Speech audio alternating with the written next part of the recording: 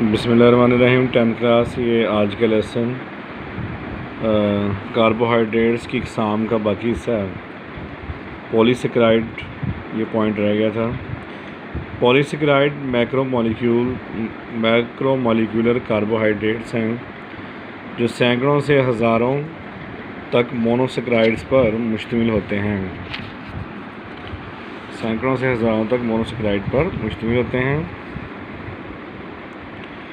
Polysaccharide की मिसालें starch और सेलुलोज हैं।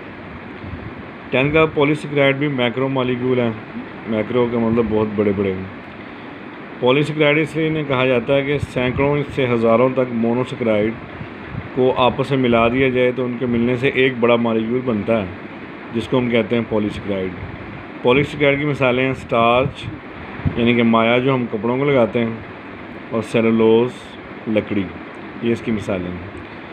खुसूसियात हैं, ये एमोर्फियस ठोस और बेजायका है, यानी कि ये एमोर्फियस होते हैं, बेशक्ल होते हैं और बेजायका होते हैं। पानी में इनसॉल्युबल और नॉन रिड्यूसिंग खा सकते हैं, यानी इनकी सारी खुसूसियात मोनोसेकेराइड से मुख्तलिफ हैं।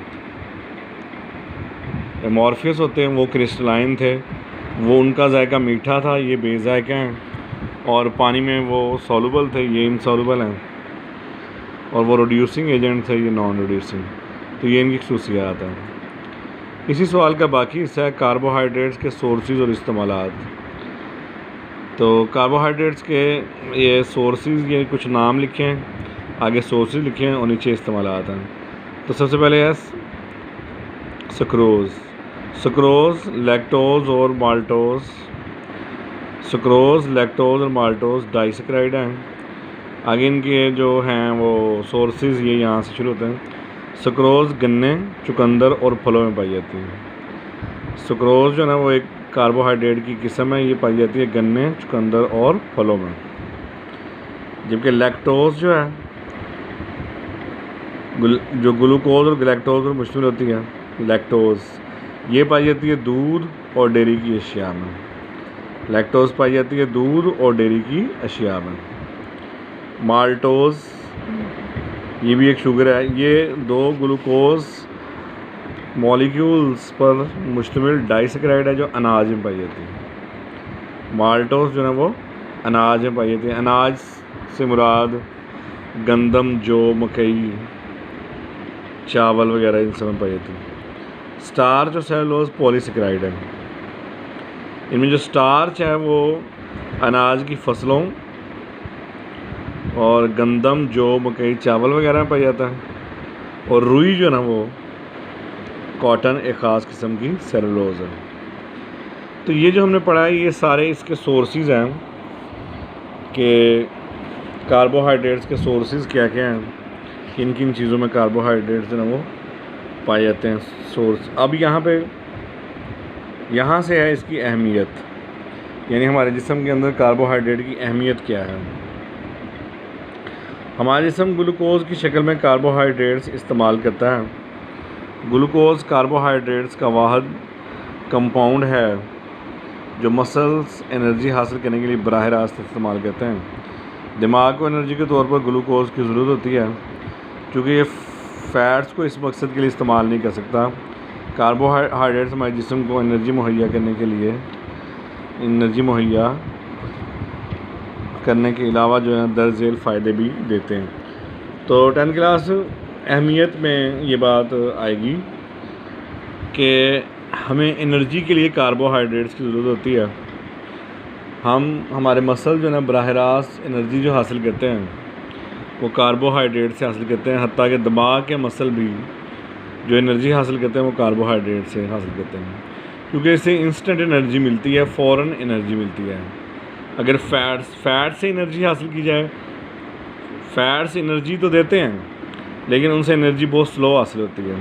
तो चूँकि हमें फ़ौरी एनर्जी चाहिए होती है, इसलिए कार्बोहाइड्रेट्स को एनर्जी के लिए इस्तेमाल किया जाता है।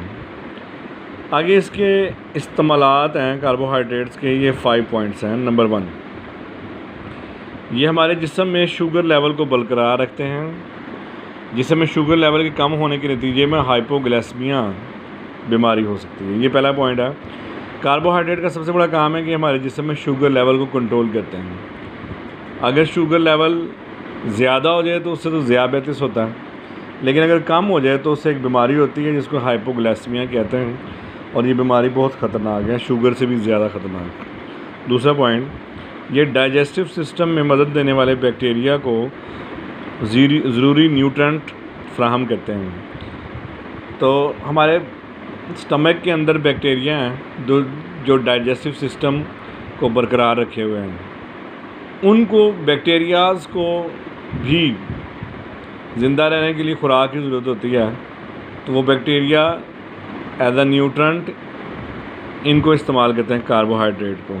तीसरा, डाइटरी फाइबर आंतों को ठीक तरीके से काम करने में मदद देता है। तो फाइबर जो है ना, जो कार्बोहाइड्रेट से पाया जाता है, ये हमारी आंतों को, छोटी और बड़ी आंत को ठीक काम करने में मदद फराहम करता है, जिसकी वजह से कॉन्स्टिपेशन वगैरह नहीं होती।